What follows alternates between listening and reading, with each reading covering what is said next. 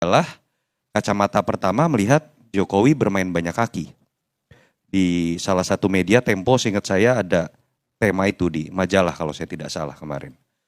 Atau pilihan kedua, Jokowi sebetulnya bukan sedang mengendorse salah seorang nama-nama yang kita sebutkan kita sebutkan tadi. Tapi Jokowi sedang mengendorse dirinya supaya tidak hilang dari panggung politik di akhir masa periode kepemimpinannya, yang itu dalam terminologi politik sering disebut dengan lame duck government secara elektoral. Nah, kita coba bedah satu persatu. Yang pertama, kalau kita mau bicara mengenai banyak kaki, jauh-jauh hari banyak sekali yang ditafsirkan minimal mendapatkan restu. Semakin dekat menjelang masa pemilu atau kampanye, suara Jokowi semakin eksplisit. Dan namanya makin mengkerucut kepada nama-nama tertentu. Kalau kita mau kerucutkan ada 2 nama yang paling eksplisit disebutkan. Dan kalau kita lihat di situ, pertanyaannya kan kenapa Ganjar dan Prabowo? Kalau bicara jauh-jauh hari, tentu saja Pak Jokowi harus berdiri di atas semua kekuatan politik karena memang dia memiliki 2 identitas, suka atau tidak. Walaupun menurut saya itu cacat sistem presidensil, kira-kira gitu ada Bung Ferry ya. Dia adalah presiden yang adalah kepala negara dan kepala pemerintahan yang seyogyanya itu kita masuk dalam logika etika politik tidak mengendorse siapapun. Tapi adalah fakta dalam keanomalian sistem presidensial kita, siapapun yang terpilih dalam sistem yang anomali ini, dari Gus Dur, Ibu Mega, lalu ketika pemilihan langsung ada SBY, ada Jokowi, mereka semua seakan-akan menjadi pemimpin koalisi. Itu fakta juga secara de facto. Itu yang menyebabkan kenapa endorsement itu muncul. Nah, jauh-jauh hari dia berdiri di atas semua kelompok. Tapi kenapa belakangan kok makin eksplisit? Kok gayanya, kalimatnya makin belak-belakan? Karena sekarang memang sudah dekat dengan masa pemilu dan prasyarat ketika seseorang ingin mengendorse jagoannya kan adalah prasyarat pertama betul chemistry. Seperti yang dibanggakan Bung Andre, dibanggakan Ganjaris, dibanggakan mungkin pengikutnya Mas Erlangga dari Golkar. Dan saya atau pengikutnya Erick Thohir begitu, dan kita bisa membaca dari gestur minimal orang-orang ini memang memiliki chemistry baik dengan Jokowi. Minimal mereka menjadi menteri tidak dipecat oleh Jokowi.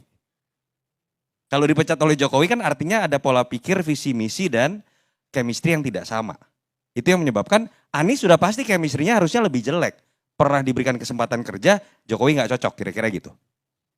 Nah, tapi begitu masuk kepada masa menjelang pemilu, kenapa 2 orang ini muncul? Masuk ke prasyarat kedua, selain chemistry, tentu saja kalau kita pengen jagoin seseorang kan, kita pengen yang punya peluang menang. Nah, kebetulan riset-riset atau survei membuktikan 2 orang ini punya peluang menang. Chemistry-nya sama, tapi elektabilitasnya 1%, 0,2% buat apa? Ini pertarungan. Tapi ketika elektabilitasnya 30%, di atas 20%, dan chemistry-nya sama, itu kan kemudian menjadi sesuatu yang realistis untuk bisa dijadikan action untuk didorong. Nah, ini kemungkinan pertama kalau betul Jokowi memang mengendorse sosok yang sudah disebutkan dan sudah bisa kita tebak, Ganjar atau Prabowo. Tinggal pertanyaan nanti kalau mengkerucut ke satu nama, siapa? Yang menarik adalah menurut saya lebih sulit buat Jokowi mengeluarkan kalimat atau endorsement itu malah kepada Ganjar. Karena ada otoritas yang harus dia lampaui di sini.